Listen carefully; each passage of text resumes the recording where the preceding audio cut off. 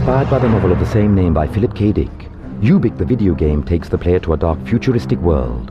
Just what era we find ourselves in is unclear. Perhaps it's the year 2019. Perhaps it's a time that never existed at all. These are ideas that fascinated Philip K. Dick. Bringing this cult universe to a video game immediately raised several very difficult questions. How could Ubik be translated into images? How could Philip K. Dick's future be taken into a video game's visual notion of the future and yet remain true to the story? Pour les gens, Philip K. Dick, c'était... For most people, apart from his fans, Philip K. Dick was more related to the universe of films like Blade Runner.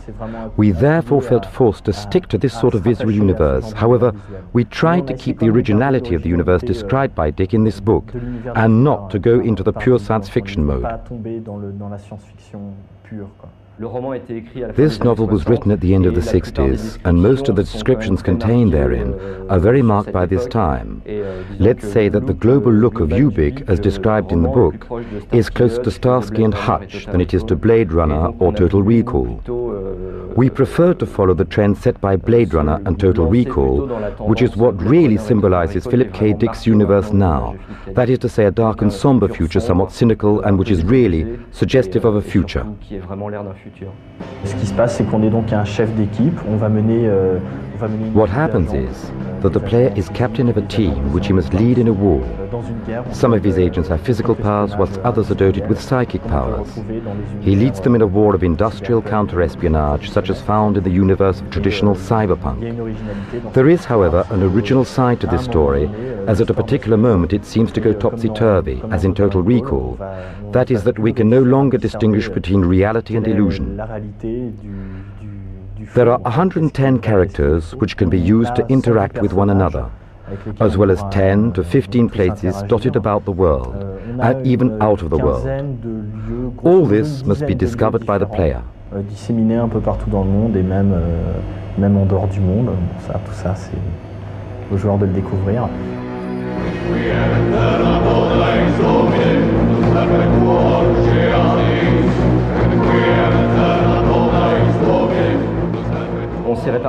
Like in all self-respecting games, we divided the work up methodically. The first phase of the work was the pre-production phase. That's the moment where we try to decide what it is that we can do once we have a license for a work such as Ubik. What can we do with such rich material? We take decisions. We say the game could be like this or like that. We get ideas. We could design a strategy game. But then why not add some adventure? Briefly, we confront all our ideas. At the end, we have a Bible called Game Design, from which we did not deviate by one iota. In other words, what was written 2 years ago is what the player can now discover and experiment.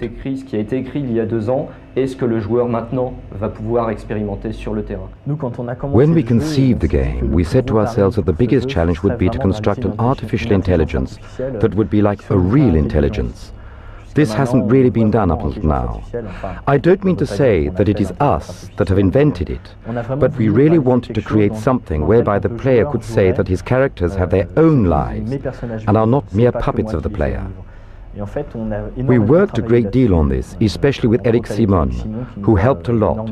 It was he who created the main features, and we got to the state where the artificial intelligence was so developed that when we started the game, we had hardly time to click on the mouse, but the characters were already behaving spontaneously. They started shooting at one another, curing one another, escaping, looking for the best passageways. All of this was happening without one's needing to play. So, finally, we ended up with a film, which isn't so bad, since Philip K. Dick's work adapts itself so wonderfully to cinema. However, since we were supposed to be constructing a game, we were a little bit disappointed. We understood that we had gone too far. We had to go back to the drawing board and render our characters a little less intelligent. We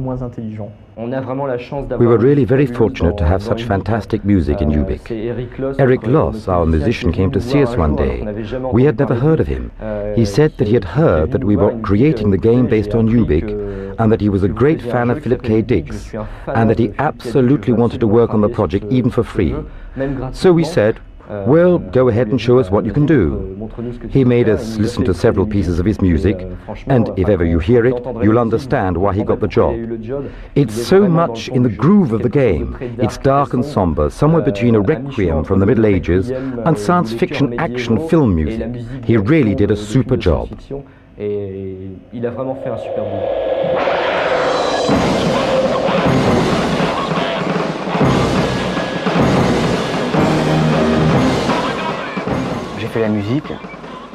I composed the music based on choices as close as possible to film-style orchestral music.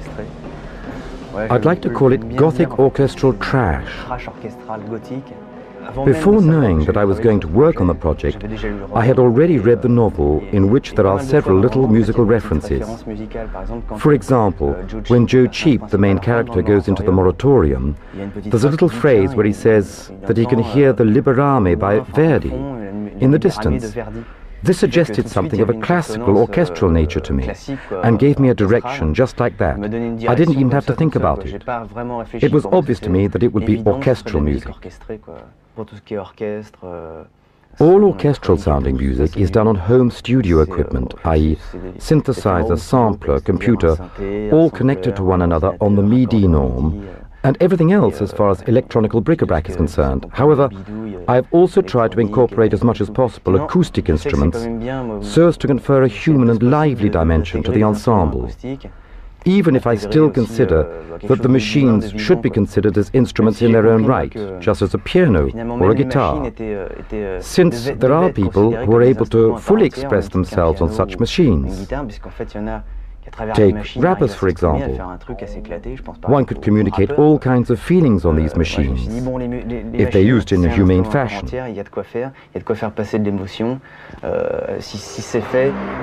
If one lets the machine do everything, one is left with a square, cold, computer-type music, which is exactly what I wanted to avoid. I tried to keep a warm and human dimension by trying to forget that 80% of the result was created by machines.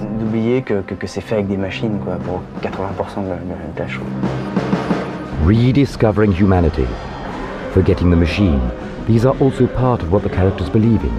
In this world besieged by anxiety, time is blown to pieces, and as if through holes in a theatrical set, the true meaning of Ubik seeps in. So what is Ubik? Philip K. Dick gives us a partial response. I am Ubik. Before the universe was born, I am. I made the suns, I made the planets. I created all living beings and the places they inhabit. I brought them there, I put them there. They go where I want, they do what I say. I am the word and my name is never spoken. Nobody knows my name. If this message is unclear to you, prepare for the year 2019 in a game called Ubik.